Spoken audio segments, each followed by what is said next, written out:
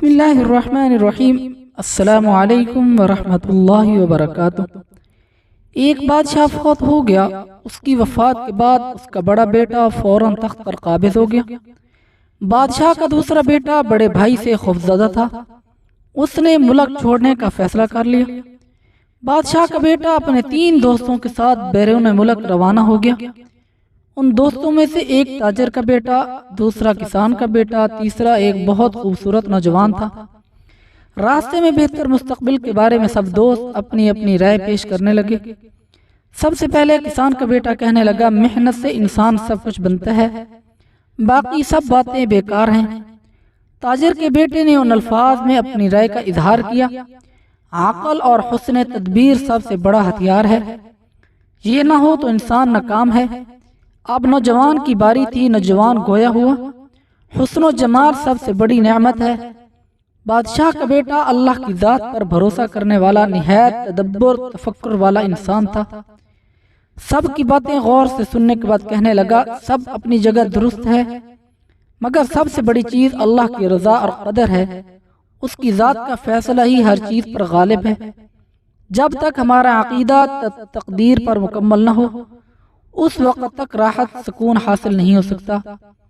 کسان کا بیٹا کہنے لگا، ہمارے پاس کھانا پینے کے لیے کچھ نہیں، اب پتہ چلے گا کس کی بات ٹھیک ہے۔ سب اپنی رائے آزماتے ہیں۔ یہ لوگ چلتے چلتے دوسرے ملک میں داخل ہوئے۔ یہ لوگ اسی شہر میں اجنبی تھے۔ انہوں نے ایک صحرا میں پڑاؤ ڈالا۔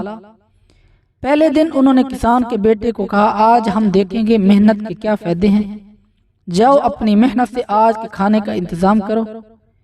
کسان کا بیٹا اٹھا اور جنگل کا رخ کیا، لکڑیاں توڑی اور شہر میں آ کر 2 درہم کی بیچ دی۔ 1 درہم کا کھانا لیا، دوسرا درہم اپنے پاس محفوظ کر لیا۔ ساتھیوں کے پاس آ کر انہیں بھی کھلایا، سب نے اس کو شاباش دی۔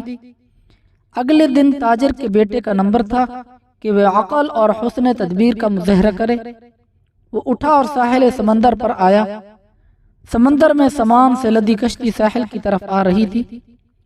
تاجر کا بیٹا کشتی میں بیٹھ گیا، دوسرے راستے سے چپکے سے لدی کشتی کے مالک کے پاس پہنچا، اس سے سامان کا بھاؤ طے کیا، ادھار پر سارا سامان 100 درہم میں خرید لیا۔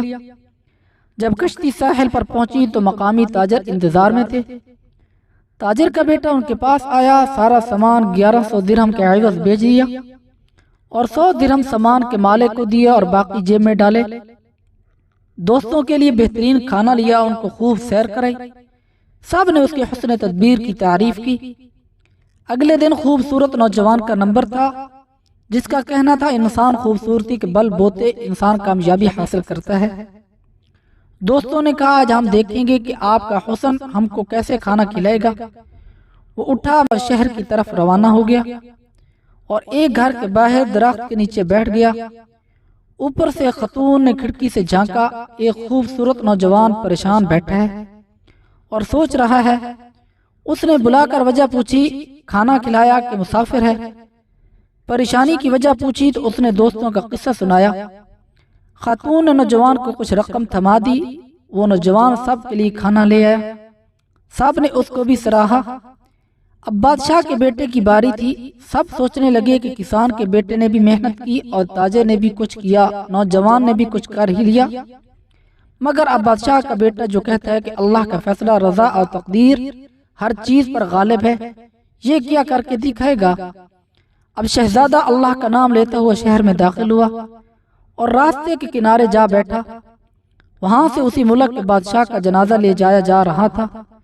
وزراء، فوج، پولیس جنازہ کو کندھا دیے جا رہے تھے۔ شہزادہ کو راستے میں بیٹھا دیکھ کر پولیس افسر نے اس کو ڈانٹا، شرم نہیں آتی؟ بادشاہ کا جنازہ جا رہا ہے اور تم اس طرح بیٹھے ہو۔ بادشاہ کو دفنانے کے بعد جب پولیس افسر واپس آئے تو دیکھا شہزادہ اب بھی وہیں بیٹھا ہے، تو فوراً اس کو گرفتار کر کے جیل میں ڈال دیا۔ اب دوست انتظار کر رہے ہیں، واپس نہ آنے کی وجہ سے قیاس آرائیاں کرنے لگے۔ وہ شہزادے کو ڈھونڈنے شہر کی طرف چل پڑے، لیکن شہزادہ جیل میں بند تھا، وہ تلاش نہ کر سکے تو اگلے دن پر مؤخر کر دیا۔ ادھر کابینہ کے وزراء و مشیر جمع تھے کہ نئے بادشاہ کے انتخاب کے لیے غور و فکر کر رہے تھے کہ نیا بادشاہ بادشاہوں کے خاندان سے منتخب کیا جائے، عام آدمی منتخب نہ کیا جائے۔ مگر بادشاہ کا کوئی وارث نہیں تھا۔ سینئر وزیر نے اعلان کروایا کہ تم میں سے کوئی ہے جو بادشاہوں کے خاندان سے تعلق رکھتا ہو، وہ ہاتھ کھڑا کر دیں، مگر کابینہ میں کوئی ایسا بندہ نہ تھا۔ پولیس افسر کہنے لگا ایک بندہ ہے جس کو میں نے قید کیا ہے، وہ شہزادہ معلوم ہوتا ہے، اس کو حاضر کرنے کا حکم ہوا۔ شہزادے کو کابینہ کے سامنے لایا گیا اور پوچھا آپ کون ہو اور یہاں کس غرض سے آئے ہو؟ شہزادہ بولا میں فلاں ملک کے بادشاہ کا بیٹا ہوں، باپ مر گیا اور بڑا بھائی بادشاہ بن گیا، میں اس سے خوف زدہ تھا، جان کے خوف سے ملک چھوڑ دیا۔ تمام کابینہ نے اس کی بات کو قبول کیا اور اس کے ہاتھ پر بیعت کر لی اور اسے اپنا بادشاہ منتخب کر لیا۔ شہزادے کے منہ سے بے ساختہ نکلا یقیناً اللہ کا فیصلہ تمام تدبیروں پر غالب ہے۔ اب وزراء نے بادشاہ کو ملک کی سیر کرانے کے لیے باہر نکالا۔ بادشاہ شہر میں گشت کر رہا تھا، لوگ بادشاہ کے پیچھے بادشاہ زندہ باد کے نعرے بلند کرتے ہوئے بادشاہ کے پیچھے جا رہے تھے۔ ادھر شہزادے کے دوست شہر میں اس کی تلاش میں نکلے تھے۔ جو انہوں نے شہزادے کو اس حالت میں دیکھا تو سمجھ گئے، بے ساختہ بول اٹھے واقعی اللہ کا فیصلہ تمام تدبیروں سے بڑھ کر ہے۔ وہ بھی بادشاہ زندہ باد کے نعرے لگاتے ہوئے بادشاہ کے ساتھ محل میں داخل ہو گئے۔ بادشاہ تخت پر بیٹھا، یہ لوگ اس کی خدمت میں حاضر ہوئے۔ بادشاہ نے ان کے سامنے کل کا جملہ دہراتے ہوئے کہا اللہ نے یہ سب کچھ اس لیے کیا تاکہ تمہیں معلوم ہو جائے کہ اللہ کا فیصلہ رضا طاقت ہر چیز پر غالب ہے۔ اللہ جو چاہے کر سکتا ہے، جو جیسا گمان کرتا ہے اس کے ساتھ ویسا ہی معاملہ ہوتا ہے۔ واللہ غالب علی امرہ۔